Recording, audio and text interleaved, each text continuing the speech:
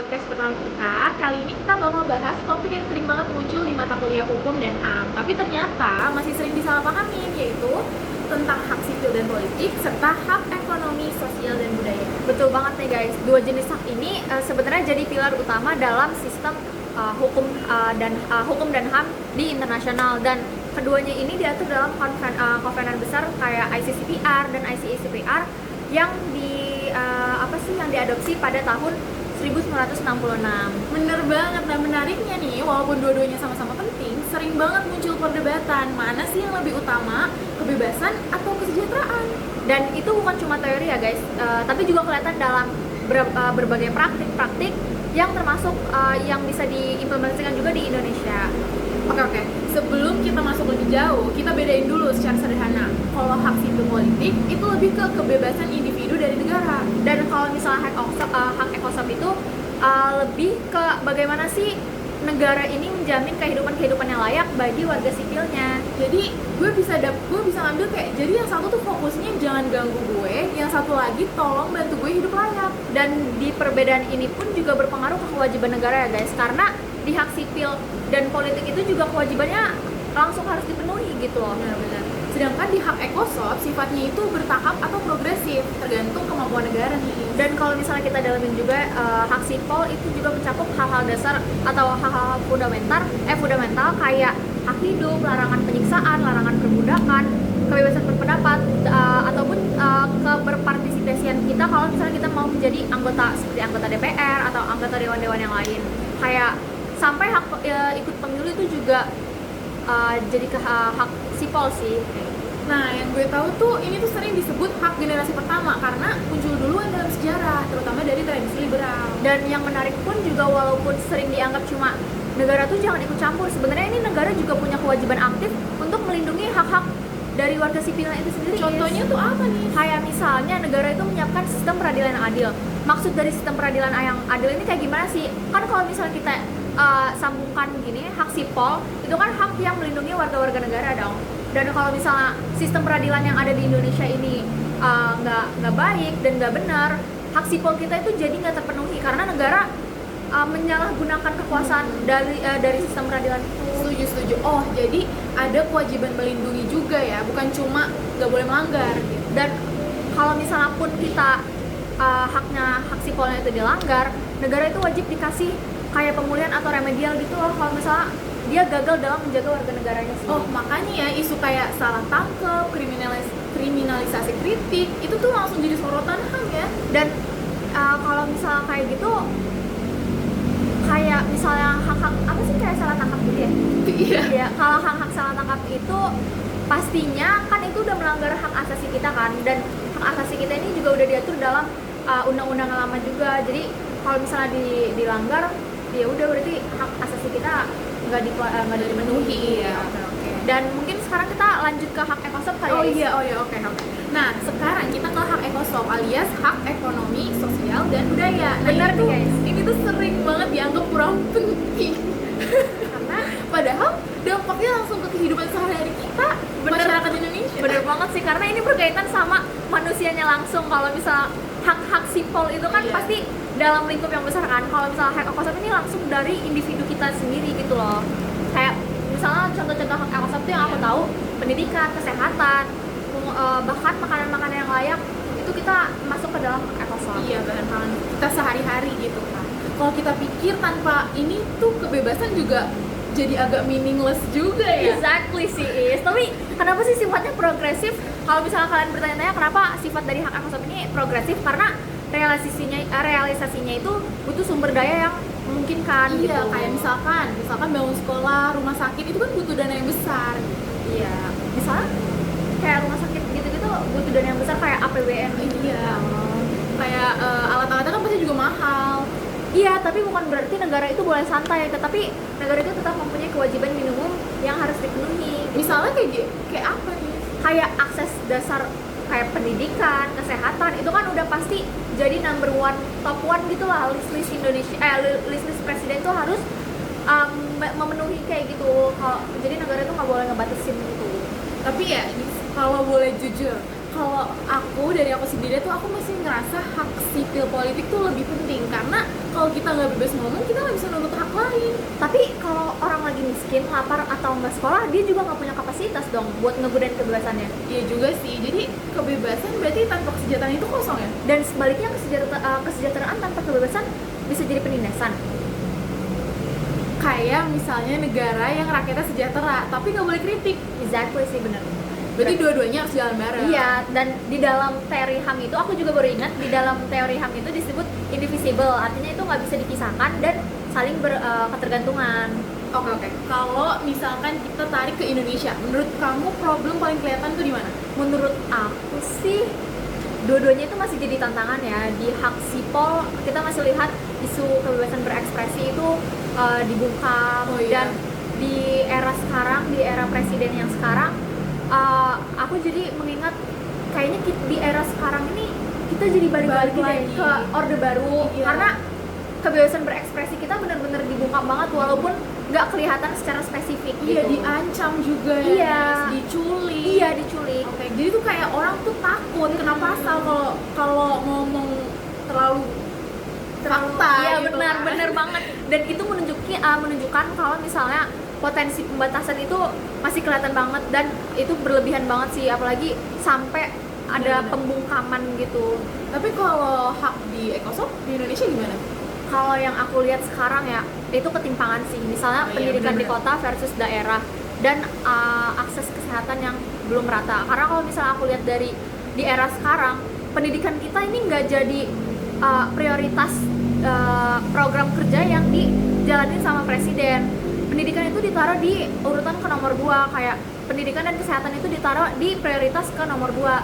Dan harusnya yang lebih diperhatikan lagi sama presiden sih menurut aku pendidikan iya sih, pendidikan dan kesehatan, karena itu menurut aku itu jadi hak-hak fundamental kita sebagai generasi emas tahun 2045 untuk mendapatkan akses yang lebih merata gitu. Apalagi menurut aku kayak sejak adanya sistem MBG ini, berarti kan makanan bergizi gratis ini berarti yang dapat haknya itu cuma orang yang anak-anak yang dapat pendidikan dong, Iya, anak-anak yang benar. sekolah. Bagaimana anak-anak miskin yang nggak bisa sekolah? Iya. Itu tuh nggak dipikirin. Benar. Gitu kan. Karena Jadi, iya, jadi tuh masih ada ketimpangan di situ. iya sih, benar. Dan menurut aku juga kalau misalnya MBG tetap diprioritaskan dan di isu-isu sekarang, di waktu-waktu sekarang kan isu global juga udah mulai mencekam gitu ya, dari Donald Trump dan Amerika versus Iran, dan itu menurut aku menyebabkan kayak runtutan pengaturan di bawah itu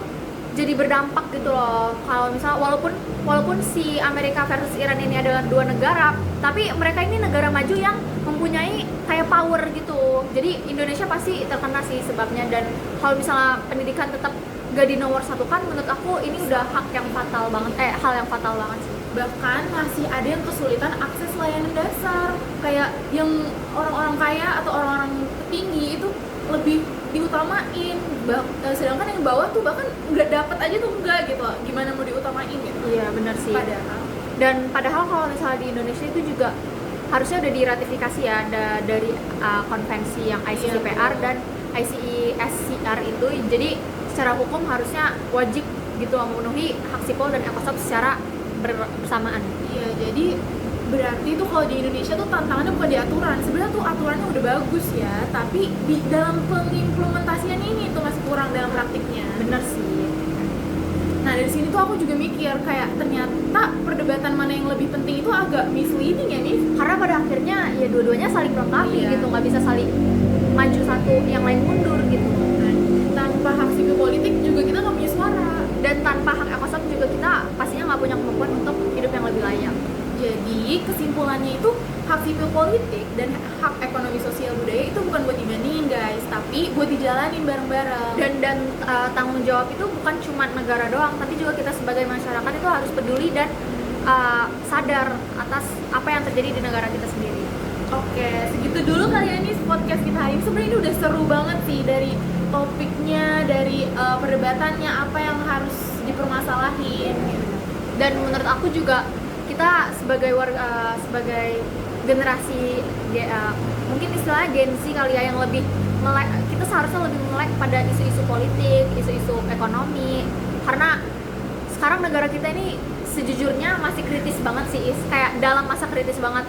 Dan isu-isu kayak BBM itu juga udah berlaku kan di negara kita, walaupun kemarin itu sempat BBM itu harganya stabil, tapi makin kesini karena adanya perdebatan antara dua negara yang mempunyai power, jadi Indonesia itu berada di ambang, kayak istilahnya ambang kematian gitu sih. Iya, benar-benar. Bentar. Aku tuh kepikiran sesuatu deh. Kenapa sih Is? Apalagi? Kita tuh kan udah bahas konsepnya tuh panjang lebar, tapi kalau nggak dikaitin sama realitas Indonesia tuh kayaknya masih kurang kena gitu. Ya setuju sih, karena justru di praktik itu kelihatan apakah HAM itu benar-benar dijadikan atau cuma jadi norma di atas kertas aja sih. Oke, kita bahas yang cukup sering jadi sorotan dulu kali ya. Kebebasan berekspresi. Mungkin secara konstitusi dulu kali ya, Indonesia itu udah menjamin itu, dan bahkan di Undang-Undang 1945 jelas ada hak untuk menyampaikan pendapat dan kebebasan berekspresi. Tapi problemnya nih muncul di level regulasi dan implementasi, terutama lewat Undang-Undang Informasi dan Transaksi Elektronik. Oh, jadi UU ITE itu awalnya dibuat untuk melindungi ruang digital, tapi dalam praktik itu sering dipakai untuk memproses kritik gitu loh. Contoh konkretnya mungkin kita bisa lihat dari kasus Baik Nuril. Dan mungkin kalau misalnya kalian belum tahu, kasus Baik Nuril ini, kasus ini lumayan kompleks ya Is, karena dia merekam percakapan yang berisi pelecehan seksual sebagai bentuk pembelaan diri. Tapi justru dianggap melanggar hukum karena menyebarkan konten. Guys, di sini kelihatan banget kan problem yang besar banget yang kita lagi hadapi, dan hukum tuh yang seharusnya melindungi korban malah berbalik arah gitu loh. Benar banget. Kalau kita balik lagi ya ke teori HAM, ini tuh menyentuh kewajiban negara untuk respect dan protect. Dan negara ini seharusnya menurut aku ya tidak hanya tidak melanggar gitu loh, tapi juga melindungi individu dari ketidakadilan itu.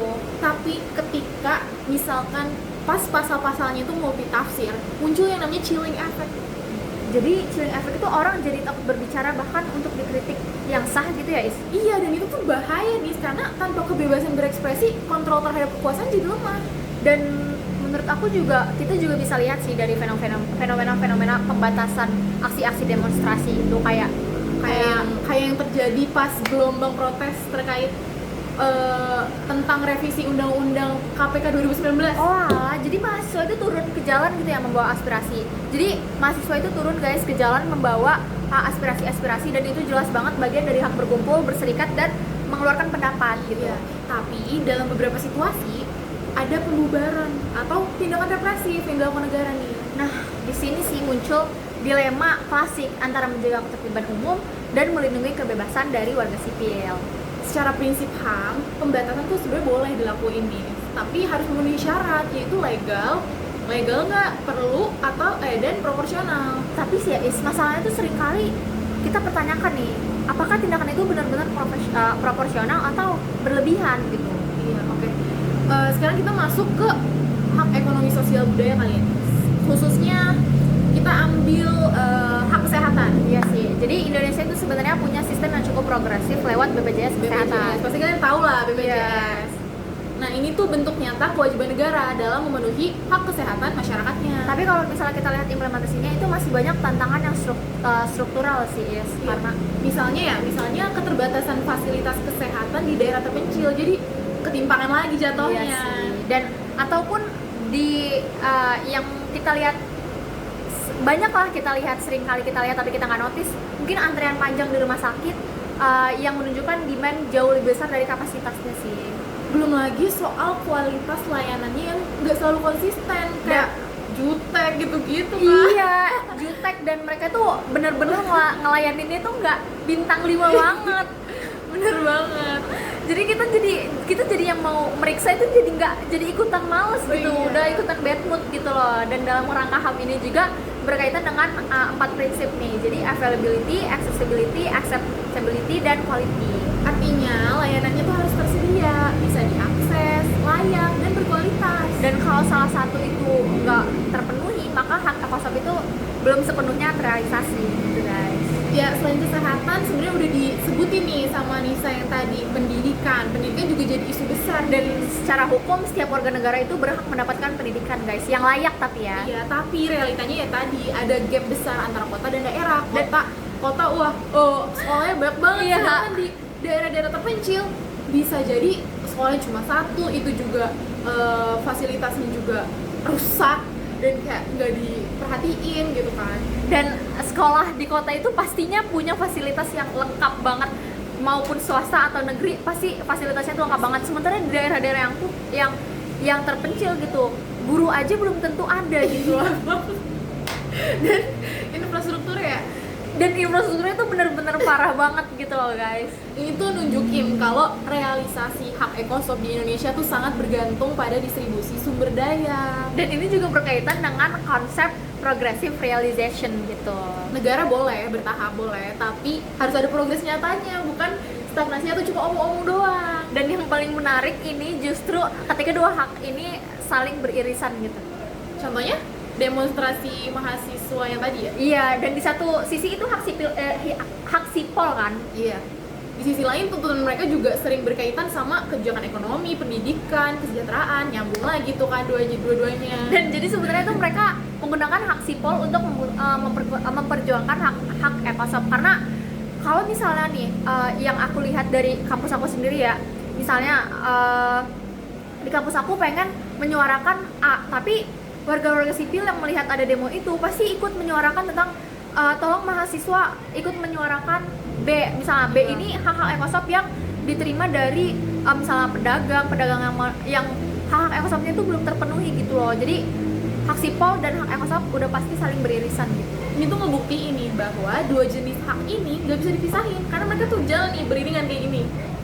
Dan kalau misalnya salah satu itu ditekan, yang lainnya juga ikut terdampak dong pastinya. Iya, kalau dilihat lebih dalam, problem HAM di Indonesia itu bukan sekedar pelanggaran individu, tapi juga masalah struktural dan Bener. kebijakan sih. bener banget. Nah, di hak sipil politik tuh tantangannya ada di regulasi yang bisa multitafsir. Dan sedangkan di hak ekosop itu tantangannya ada di kapasitas dan distribusi sumber daya sih. Jadi guys, dua-duanya saling berpengaruh. Dan kalau misalnya masyarakatnya nggak sejahtera, mereka tuh sulit mengakses keadilan antara hak ekosop dan hak sipol. Kalau masyarakatnya nggak bebas, mereka nggak bisa nuntut kesejahteraan. Dan jadi dari kasus-kasus yang udah kita bahas nih guys, kita bisa lihat bahwa HAM itu bukan sekadar konsep normatif doang, Tapi sesuatu yang benar-benar konkret dan langsung berdampak ke kehidupan kita sehari-hari. dan yang paling penting implementasi itu jauh lebih sulit daripada cuma membuat aturan, cuma membuat norma. Bener banget, karena di situ tuh ada faktor politik, ekonomi, bahkan budaya juga. Dan makanya penting banget buat kita sebagai masyarakat itu untuk terus aware terhadap sosial media, karena kita cuma bisa tahu info-info itu mungkin dari sosial media doang, karena kan sekarang di era revolusi era 5.0 ini kita harus aware dan lebih kritis gitu, sama biar kita tuh nggak terkena hoax gitu loh sih. Iya, karena tanpa tekanan dari masyarakat, seringkali tuh perubahan di negara tuh lambat terjadi ya. Kita bisa bilang lah, kayak kita harus viral dulu baru Iya. diolah gitu. No viral, no justice, itu hashtagnya. Oke guys, kayaknya udah cukup ya. Kita juga udah ngejelasin secara teori, kita juga udah ngejelasin secara praktik di lapangannya, implementasi di Indonesianya secara realitas. Jadi semoga ini bisa bikin kalian jadi lebih nangkep ya, lebih gimana nih? Lebih menambah wawasan tentang hak asasi manusia gitu loh. Jadi mungkin dari dasar-dasarnya dulu deh kita pahamin apa sih hak asasi manusia itu, dan implementasinya di lapangan itu kayak gimana gitu sih. Iya, alhamdulillah kita udah di ujung banget nih. Semoga membantu dan bermanfaat ya guys. Oke. Kalau kayak gitu sekian kali ya, see you Iya. di podcast kita Nah, selanjutnya. berikutnya. Dadah.